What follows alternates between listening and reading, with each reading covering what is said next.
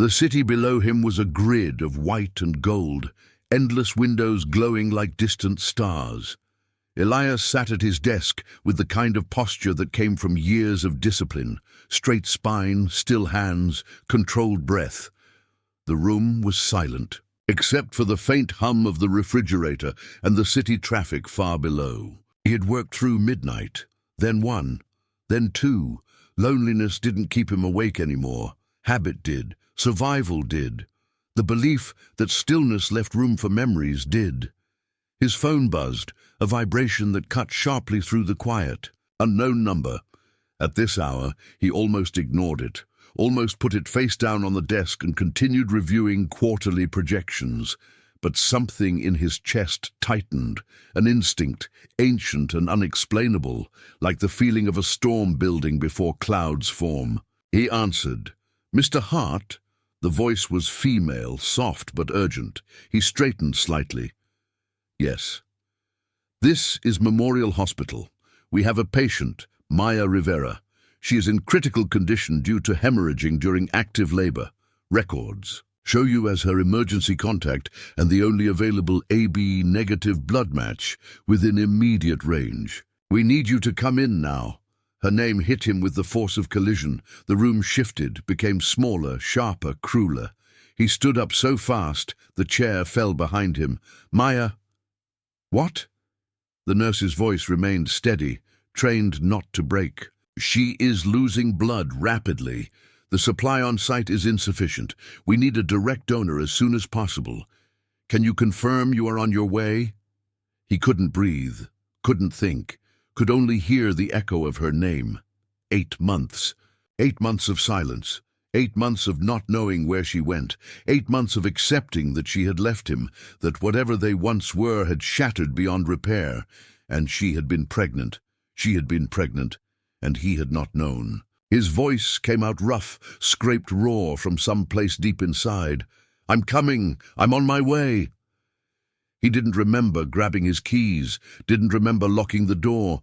He only remembered the frantic sound of his own heartbeat and the cold night air hitting his face as he stepped into the street. His car roared to life, engine screaming as he pulled onto the road. He didn't care about red lights or speed limits. Nothing mattered except getting there, except not being too late. The city lights streaked by in long blurs. His grip on the wheel was white-knuckled. His chest hurt, physically, violently, like something had been ripped open from the inside. He saw flashes in his memory. Maya laughing in the kitchen sunlight, Maya barefoot in their living room, Maya standing in the doorway the day she told him she was leaving. He hadn't chased her then, hadn't held her, hadn't asked her to stay, and now she was bleeding out alone. His breath shook. He pressed harder on the gas. How had she carried this alone? How had she survived appointments, fear, the slow unfurling of life inside her without him ever seeing the truth? What kind of woman endured that silence? What kind of man had he been to make her believe she had to? The hospital came into view, white light against black sky, cold, sharp, unforgiving. He parked without thinking.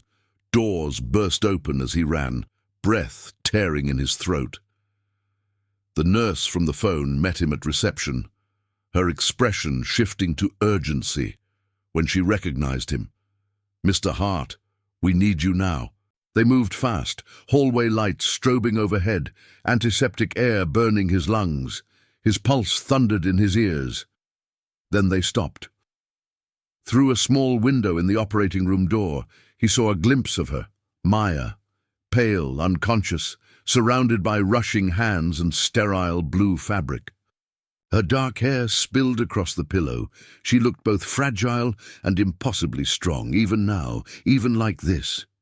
His vision blurred. "Please," he whispered, though he didn't know who he was speaking to. The nurse. God. The universe he had. Ignored for so long, he sat in the chair, arm extended, needle sliding into his vein. His blood flowed, thick, dark, necessary. A piece of him going where the rest of him had failed to be. As the bag filled, his head swam. The nurse spoke, but he didn't hear the words. He watched the blood leaving him, and he thought, "Take it. Take everything. Just let her live. Just let this not be the end." The doors to the operating room closed and silence swallowed the hallway. Elias stood there, unable to move, unable to breathe. His pulse was so loud in his ears it felt like the world was shaking around him. A nurse guided him to a chair, and the needle in his arm continued drawing his blood. Dark red life leaving him steady and sure.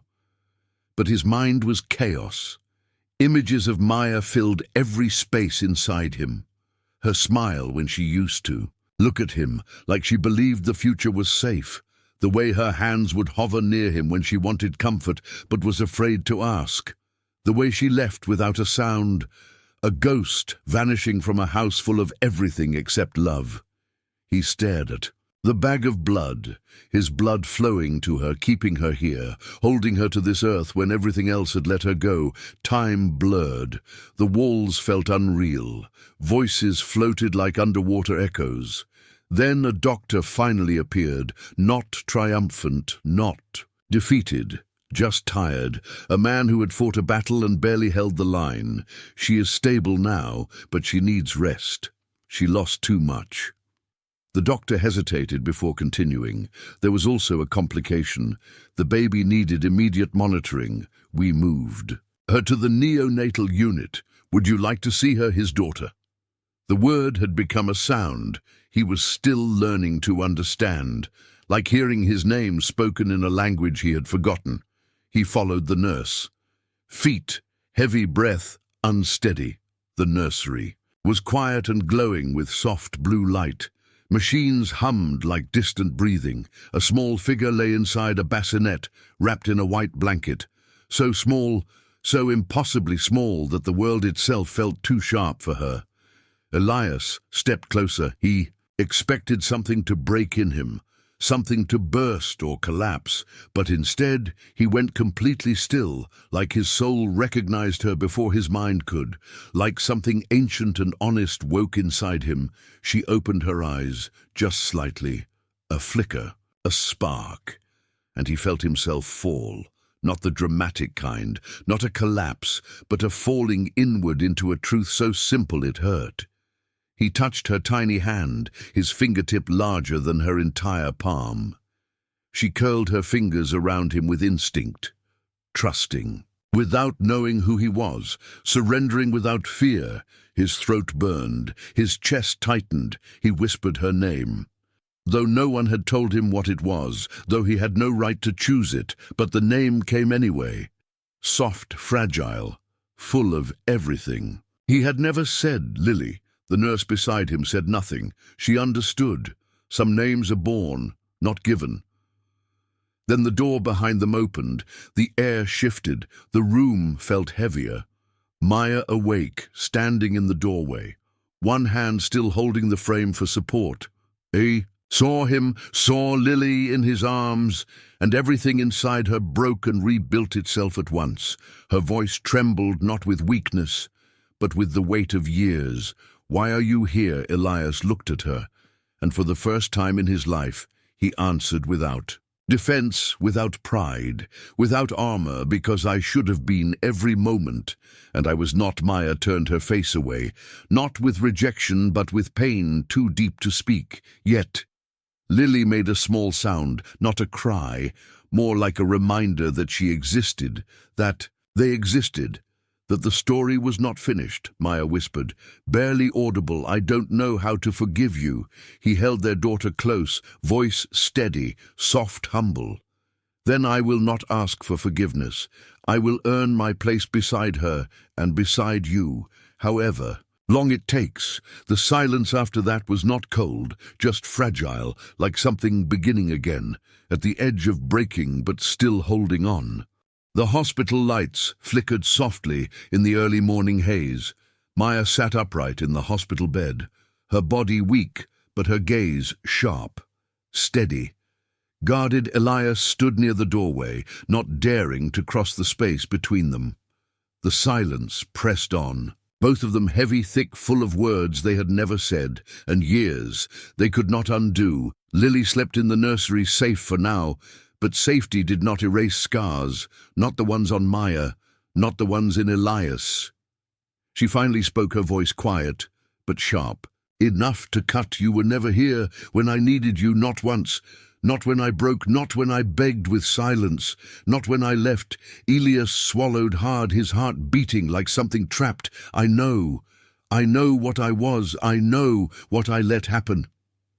Maya looked out the window instead of at him, because looking at him meant remembering love, and remembering love meant remembering pain. I waited for you to see me, she said. I tried to tell you without words because words felt like begging. And I promised myself I would never beg to be seen by the person who was supposed to choose me every day. Her voice wavered, but she did not let it break. When I realized I was pregnant, I thought about telling you. I sat with the phone in my hand every night, but I already knew what you would say, that you were busy, that you would make time later, that I should be patient, that everything I felt was inconvenient. Elias stepped one pace forward before he stopped himself. Maya did not move. She was used to protecting her own space, her own heart. I did not leave because of the child. She said I left because I needed to save myself, to be someone my daughter could look at one day without learning how to disappear. Her words felt like knives, not because they were cruel, but because they were honest. Elias felt something in him shift, break open, reform. The kind of break that rebuilt. I cannot change the past, he said, but I can give you a future where you are never alone again. Not because I deserve to stand beside you, but because you should never have been alone in the first place. Maya turned her face toward him slowly, like looking at him hurt, but not looking hurt worse. You say that now, she whispered, but love is not words. Love is showing up. Love is staying. Love is being there when everything is quiet and no one is watching to praise you. Her hands were trembling, not with fear, but with memory. Elias breathed carefully. I will show up every day, every hour, every breath if I have to. Maya closed her eyes, and in the darkness behind those eyelids, there was the memory of who he was, and the question of who he might be now, before she could speak. Lily's cry echoed faintly down the hall. Soft kneading, both of them turned toward the sound at the same time, instinct, pulling them in the same direction, for a moment, just one. They moved together, not as lovers, not as enemies, not as strangers, but as parents, bound by the small life who tied them to a future they did not yet understand. Maya whispered, "Go to her." Elias hesitated, because this was a threshold, a door, a test. Maya opened her eyes, her voice no longer sharp, just tired and honest. "If you want to prove you are different, start now." Elias nodded once and walked toward the nursery. No promises, no speeches, just in presence. For the first time in his life, he understood that love was not something you said, it was something you stayed for. The nursery was dim and warm, the soft glow from the monitors casting long shadows across the floor. Elias stood beside Lily's, cradled his hand, hovering just above her tiny chest, watching the gentle rise and fall of her breathing. Every breath she took felt like a miracle and a warning, a second chance and a sentence, a beginning built on a broken foundation. But morning always comes. And morning does not care about fragile peace. Word of Maya's emergency spread faster than either of them expected, not through friends, not through family, but through the quiet network of people who always watched. Elias Hart, the billionaire, who built an empire and lost his marriage in silence. By dawn, reporters were outside the hospital, flashbulbs waiting. Questions sharpening like knives, because the world does not see tragedy as tragedy, it sees it as a spectacle. Maya saw them through. Her hospital window, her body weak, her voice still rough, but her heart full of a fear she had learned to carry alone. "They followed you here," she said, As soon as Elias stepped back into her room, the weakness in her voice did not soften the blow. Her eyes were dark and tired, but they burned with a familiar fire. He shook his head. Not for me, they never left. They've always been waiting for me to fail. Maya's jaw tightened. Not everything is about failure, Elias. Some things are about privacy, safety. I don't want them to know about Lily. I don't want her to be a headline, a symbol, a scandal. Her voice cracked, then not loud, not dramatic, just a small sound of a woman who had carried too much weight for too long. Elias moved carefully. Slow steps. No sudden movements. No reaching out without permission. I will protect her, I swear to you. I will keep her safe. Maya's laugh was quiet and broken. Not mocking, just tired. You promised to protect me too. And I disappeared right in front of you, the room. Fell silent, a silence that held every memory. Neither of them wanted to revisit. Before Elias could answer, a nurse knocked, a soft, polite interruption. There is someone here asking about Miss Rivera. He claims to be family, but his name is not on her.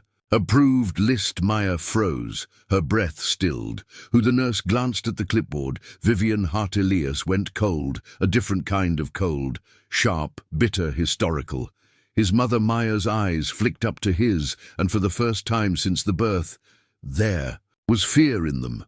Not the fear of injury or illness or death, but the fear of a past that had already tried to erase her once.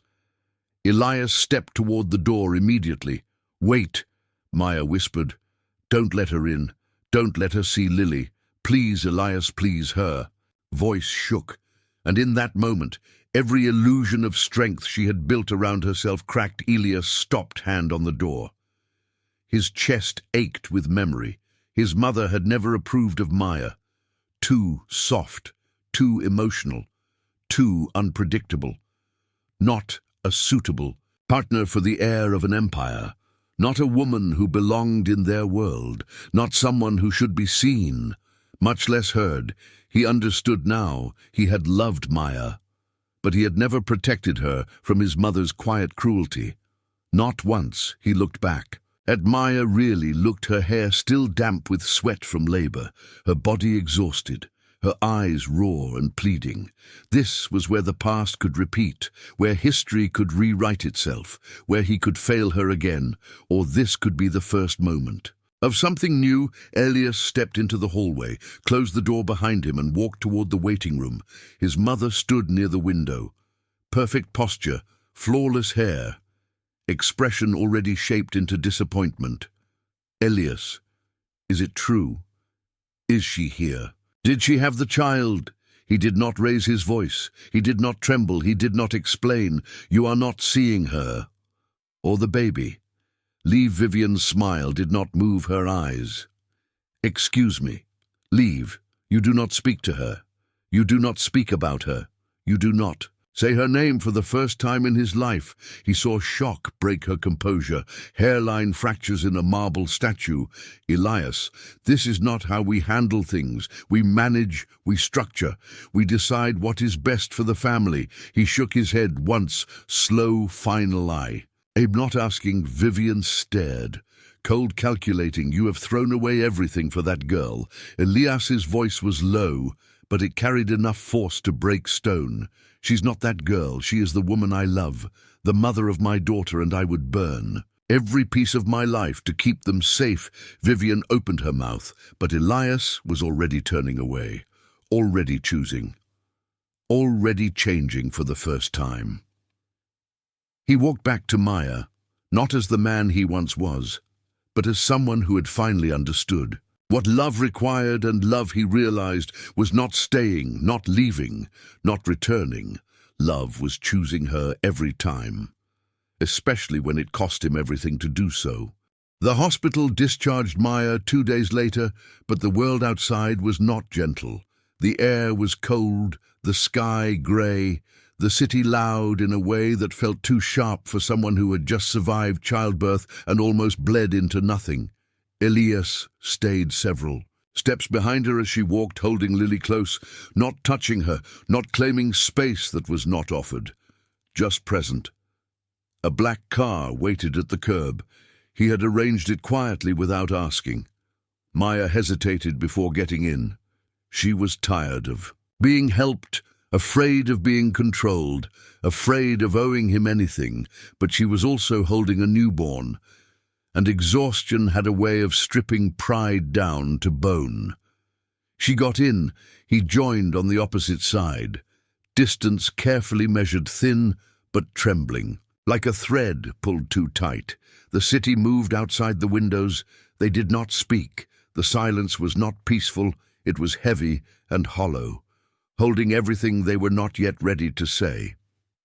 Maya's apartment was small, warm in the way spaces become when someone has rebuilt themselves inside of it. Plants by the window, handmade blankets, shelves stacked with books. Nothing extravagant, everything chosen, everything hers. But something was wrong. The lock on the front door was scratched, fresh metal, bright where paint had been scraped. Someone had tried to force it. Maya froze mid-step. Her breath hitched. Elias moved before thought, before reason, before permission. He pushed her gently back behind him, his voice low, controlled. "Stay here." He entered, first room by room, checking corners, doors, closets. The apartment was empty, but not untouched. A picture frame lay face down on the floor, one of Maya smiling, pregnant, taken by someone else. She had not told him she had been photographed like that. Not for anyone, not for memory. The air in the room felt colder now, different, not violated but watched. Maya stood in the doorway holding Lily's small, sleeping body. She looked smaller than she had in the hospital, more breakable, more human, and yet somehow stronger.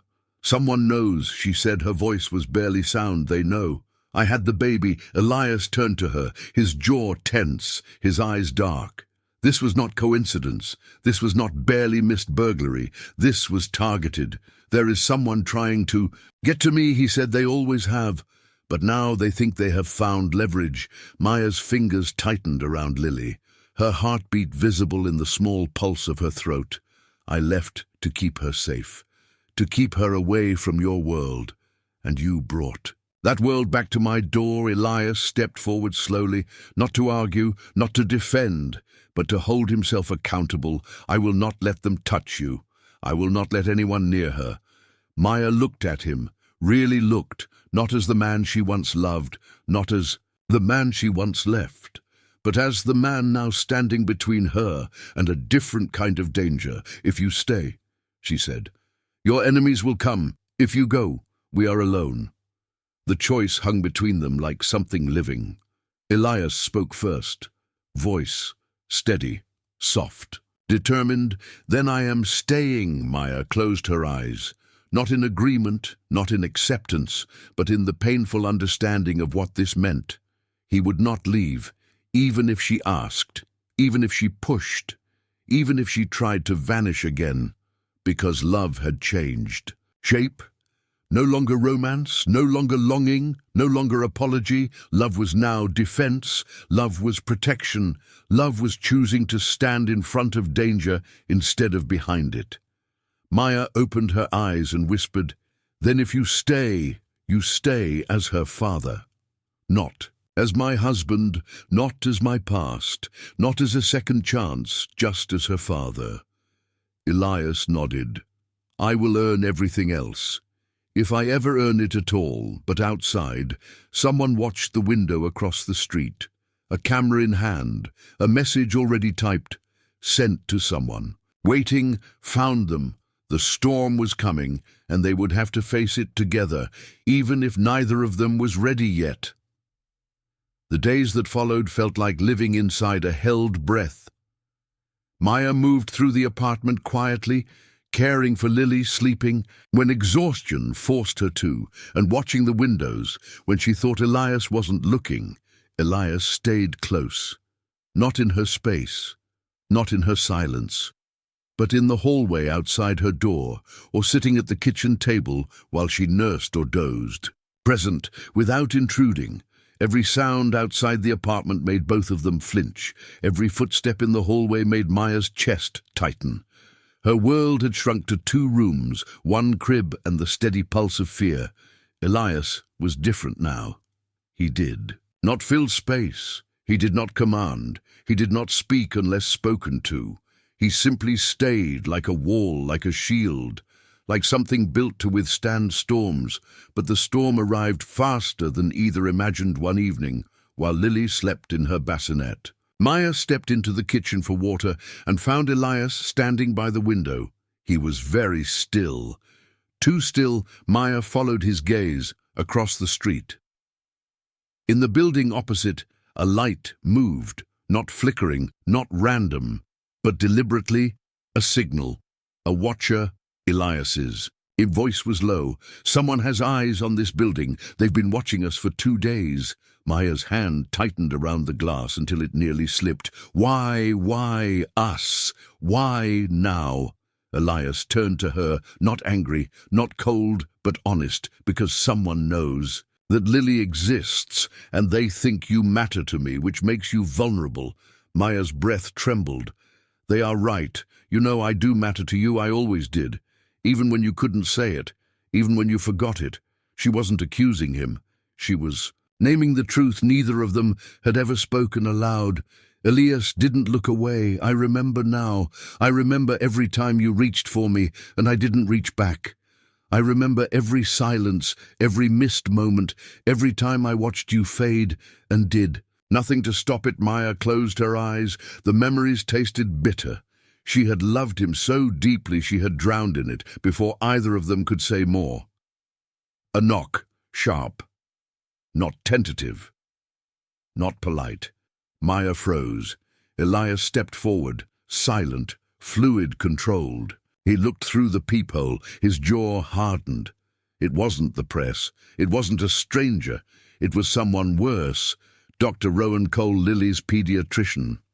The only person outside this apartment who knew about Lily's health complications. Someone Maya trusted, but his face did not hold comfort.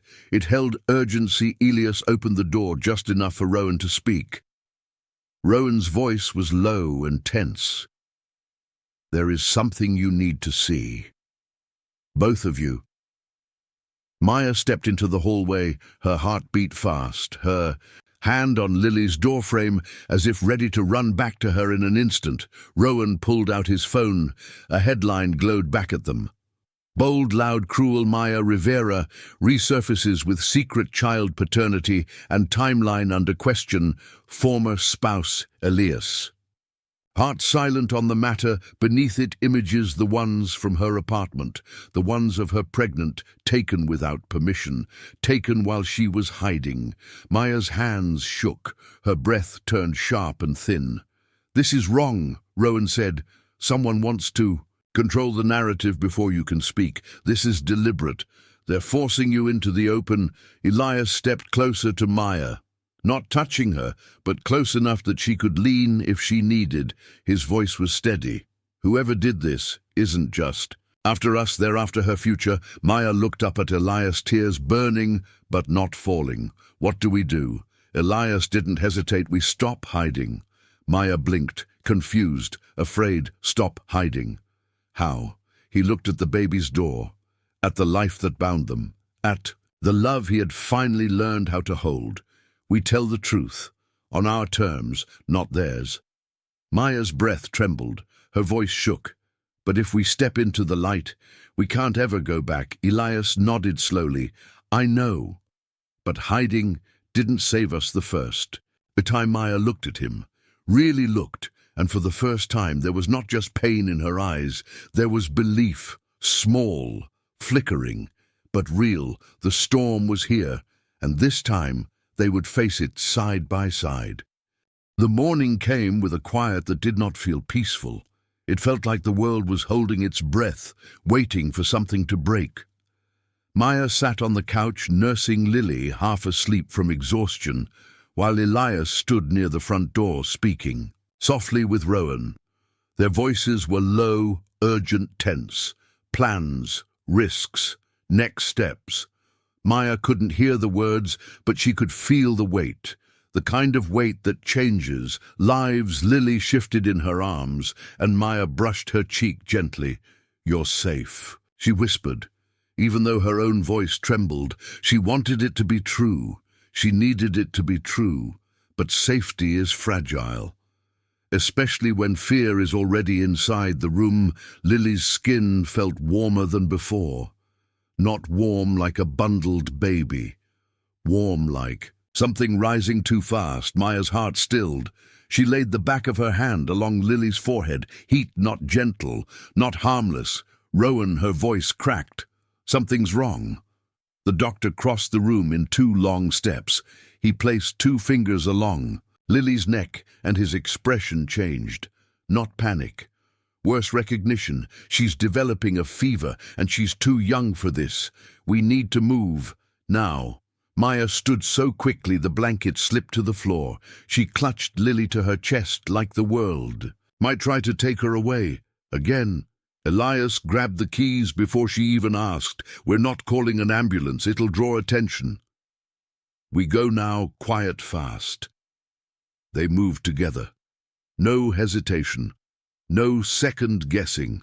The way people move when fear sharpens. Instinct. When love becomes urgency. The hallway felt too long, the elevator too slow. Every floor they passed felt like 1 more second. Lily didn't have. The city outside was restless and bright. Reporters clustered on the sidewalk, waiting for a story. To bleed. But Elias had prepared for this. A second exit. A back stairwell. A car parked where no camera could see. Maya sat in the back seat, holding Lily close.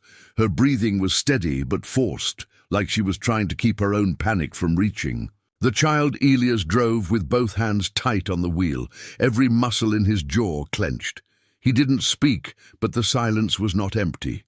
It was full of prayer, full of begging, full of promises he had no right to make, but would die trying to keep it. The hospital. Rowan carried Lily straight through bypassing check in his badge, opened doors. His authority was unquestioned here. But Maya followed with the look of someone who had already lost once and could not survive losing again. Lily was placed into a small observation crib. Wires, tiny needles, monitors blinking softly but urgently. Maya stood frozen, her hands at her mouth, her eyes wide and full of terror, the kind that has no sound. Elias stood beside her, not touching, not pulling her close, but near enough that if she needed to fall, she would not hit the ground. The room was too bright, too sterile, too loud in its quiet. Rowan spoke gently. "Her fever is rising because her immune system is still developing, and the stress of the birth made her vulnerable. We will get it under control, but you need to stay calm. She needs your heartbeat to stay steady." Maya leaned forward, her forehead against Lily's. Her voice, a whisper made of fear and love woven into the same thread. "I am here, I am. Here I am here." Elias turned away for a moment, just long enough to let the tears fall where no one could see, because he understood something now, something sharp, something final. Love was not a feeling. It was a vow made in moments like this. He walked to the sink, washed his hands, then returned to stand beside them. Shoulder to shoulder, he did not ask to hold Lily. He waited. Maya looked up, her eyes red, her voice barely air. "Do you want to hold her?" It was permission, it was forgiveness, it was hope, all. At once, Elias nodded, careful, slow. Like the world was made of glass, he lifted Lily into his arms, her tiny body warm and trembling against his chest, and Maya watched him, not with bitterness, but with something new, something fragile, something beginning for. The first time, they were not 2 broken people holding their pain. They were 2 parents holding their child. And outside the hospital, someone sat in a black car, watching, waiting, planning their next move. The fever broke slowly over the next hours. But the fear did not leave the room. Maya sat in the hospital chair, with her knees pulled close, her eyes never leaving Lily. Elias stayed standing most of the time, near enough to respond to any change, not near enough to crowd her. It was a strange kind of peace, a fragile temporary ceasefire. But peace never lasts where power and money live. Rowan returned with test results in a folder. He didn't speak at first, he just looked at both of them, and that look said the truth was not going to be kind Maya's. Hands tightened around the blanket. Just tell us. Rowan exhaled. I ran Lily's genetic panel to understand her immune response. It revealed something we didn't expect. Elias braced, thinking of medical conditions, inherited illnesses. Something devastating, but Rowan's next words were not medical. They were something much darker. Lily's DNA was accessed by someone in the hospital's database before I locked it. Someone tried to download her records. Maya felt the air leave her lungs. Someone wanted information on her child. Not to care, not to help, but to use. Rowan continued. It wasn't random and it wasn't the press. This was targeted. Elias's jaw tightened. Rowan hesitated just a second, enough to say he already knew enough to say this was bigger than the birth, bigger than the photo leak, bigger than the story painted in headlines. They traced access to a private network account granted to corporate board members of Hart Industries. Maya froze.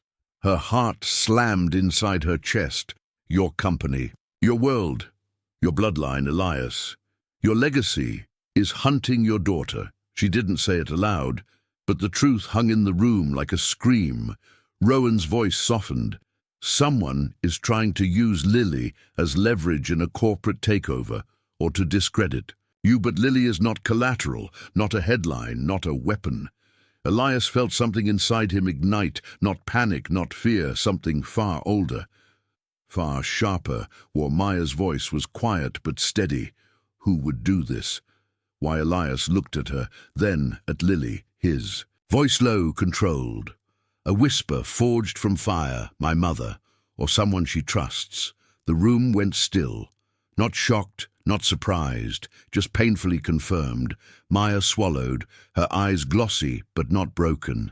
She had always known, deep down, that the world, Elias, and came from, was made of teeth and velvet. Rowan placed a hand on the crib rail. We need to move Lily somewhere secure, someplace private. No hospitals, no public records, no digital trace. Maya shook her head. I am not running forever. I have already lived. Hiding, and I lost myself doing it. Elias knelt in front of her, not towering, not leading, not demanding, kneeling, humble, real. We are not running. We are choosing where to fight. Maya looked at him, her eyes trembling with memory and possibility. And where do we fight? Elias didn't look away. Not this time, where we make the truth impossible to weaponize. Maya's voice was barely above breath. Publicly, yes. Together. Maya turned toward Lily, tiny and fragile and burning with meaning. If we speak now, the world will know her, and they will not be able to erase her. Her voice cracked. But speaking means exposing us. It means walking into the fire. Again, Elias reached out, not touching her, just offering his hand in the open space between them. Then we walk through it, but this time I walk with you. Maya stared at him, at the man she once loved, at the man she once left, at the man who was now willing to lose everything for their child. She placed her hand in his. Not forgiveness, not love returned, but a beginning. Rowan glanced toward the window. The black car was still outside, waiting. The storm had arrived, and the world was about to watch them step into it together. They left the hospital under grey skies, the city waiting like a beast holding its breath. Maya held Lily close under her coat, while Elias walked beside her shoulders, tense eyes watching every reflection, every shadow, every movement. They were no longer just parents, they were targets, and the sidewalk felt too open, too exposed, too loud. A car pulled up to the curb, not the black one that watched, a different one. Unmarked, Rowan behind the wheel. He didn't speak, he only drove. The city blurred, past until buildings became smaller and streets became quieter. They stopped outside a brownstone with faded paint and a garden that looked forgotten. It was safe. Not because it was secure, but because no one would think to look here. It was a place Rowan used when he needed to disappear from his own life. Everyone in this story had secrets. Everyone had scars. Maya laid Lily on the couch, pressing her forehead to her daughter's tiny chest, listening for steady breath. Her hands were trembling. But her eyes were steel. Ilias stood at the window, his phone in his hand, not calling anyone, not speaking, just watching the rain slide down glass. He knew what came next. Maya looked at him, her voice quiet but anchored by something deep. "Tell me, everything. No holding back, no protecting me, no deciding for me." He turned, and for the first time, he told the truth. Hart Industries was not built clean. There were deals that were not spoken aloud, alliances shaped with silent threats he had played. The game so well that he did not notice when he became part of the machinery. People weren't people in that world. They were leverage. And his mother believed legacy mattered more than humanity. When she learned Maya was pregnant, she didn't try to bring her back. She tried to erase Lily, erase the possibility of vulnerability, because vulnerability meant weakness. Maya listened without breaking. Her shoulders rose and fell slowly. She had always known the world could be cruel. She had simply hoped love would be stronger. Hope is a tricky kind of faith. Then Elias said something he had never said before. "I let her make decisions for me. I let silence be my answer. I let your heart break. And I did nothing because I thought surviving meant winning." Maya closed her eyes. A tear slipped, but no sob followed. Pain did not need volume to be real. Rowan re-entered the room, his face tight. They released another article. The headliner was worse this time. "Elias Hart denies paternity implications of infidelity and fraud." Maya's eyes flew open. She stared at Elias. "You didn't deny anything. You haven't spoken publicly." Rowan shook his head. "Your mother controls the public relations board. They are forging a story where Lily is not yours because if Lily is not yours, you have no reason to protect her. No reason to stay, no legal tie, no power." Maya's breath shattered into fragments. They weren't just trying to destroy her, they were trying to remove Elias's right to defend his own child. Elias spoke before she could collapse. "Then we answer them, not tomorrow, not after strategy." Now Maya stared at him. Her voice was almost a whisper. "Once I stood beside you in front of cameras, and I smiled while you disappeared from me." He stepped closer, not touching, but close enough his voice could reach her. "This time, we speak together. This time I choose you, not the company, not the legacy." Maya held his gaze, searching, measuring, remembering. Then she nodded. Not because she trusted him fully, but because she trusted herself now. Rowan picked up Lily and placed her gently into Maya's arms. "We do this carefully, we do this publicly, we do this honestly, and we do it soon." Elias took out his phone, opened the camera. No script, no publicist, no board approval. He sat beside Maya, close enough to be one family, far enough not to claim what he had not yet earned. Maya looked into the lens, her voice soft but unshakable. "This is our daughter. Her name is Lily, and she is loved." Elias spoke next, low, steady, unbreakable, and "I am her father." The storm had begun, but now they were no longer bracing against it. They were walking into it together. The video went live before they had time to second-guess. No edits, no filters, no polish, just truth, raw and trembling. Within minutes, the world reacted, some with shock, some with cruelty, some with tenderness. But no one was silent. Headlines shifted, narratives cracked. The lie of paternity denial could not hold against the sight of Lily sleeping between them, small and real and unarguable. But war does not end because truth is spoken. Sometimes truth is the spark that begins. Elias's phone rang. Not reporters, not board members, not lawyers. His mother, Maya, watched him as he answered, not with fear, with clarity. Vivienne's voice was ice. "You have destroyed everything your father built, everything I protected. For a woman who weakened you." Elias did not raise his voice. He did not defend. He simply told the truth. "I destroyed nothing. I finally saw what mattered." Vivienne inhaled sharply. "Then I will remove you. Board vote, public condemnation. You will lose the company, everything." He looked at Lily, warm, small breathing, safe against Maya's chest. "Then I lose it." Silence, the kind that only happens when something old dies. Vivienne hung. "Up, no goodbye." Rowan stepped back into the room. "She will act fast. You must be ready for consequences."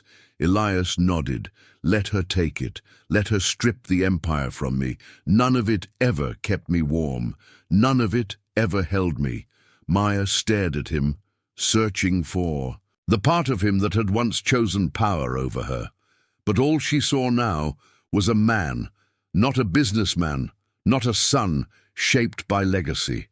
Just a man willing to walk away from everything.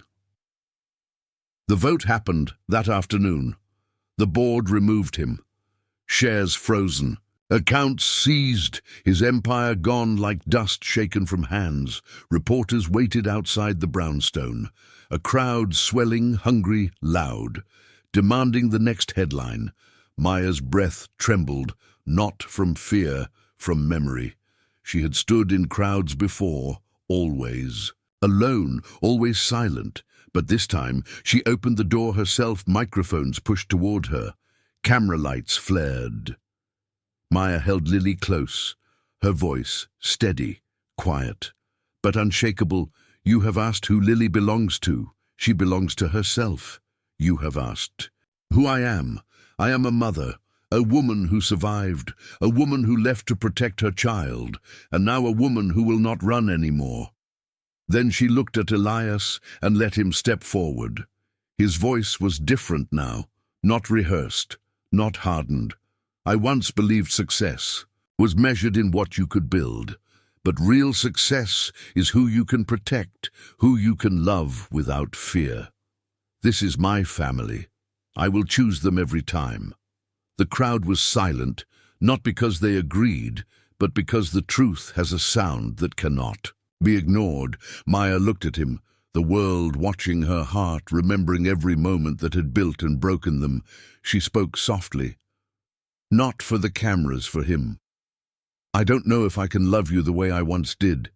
That love came from innocence, and we are not innocent anymore." Elias nodded, his eyes warm. "Steady, then I won't ask you to love me as you did before. We are not who we were. Let us love in the way we have become." Maya held Lily. Lily breathed small and real and alive. Maya stepped closer, not into his arms, but beside him, a choice, not a surrender. "We try, slow, honest." Present Elias exhaled, a breath that felt like years. "I will stay every day, every quiet moment, every storm." Maya rested her forehead lightly against his. The world could watch. The world could whisper. But this moment belonged only to them. Lily shifted between them, her tiny hand reaching fingers, brushing both of theirs at once. Not past love, not future promises, just now together. And that was enough. The story did not end in grand reunion, no wedding, no dramatic kiss, just two people choosing to build again, piece by fragile piece, with a child at the center, a love not reborn, but remade stronger, quieter, real, because sometimes love does not return like fire. Sometimes love returns like dawn, slow, soft, but unstoppable.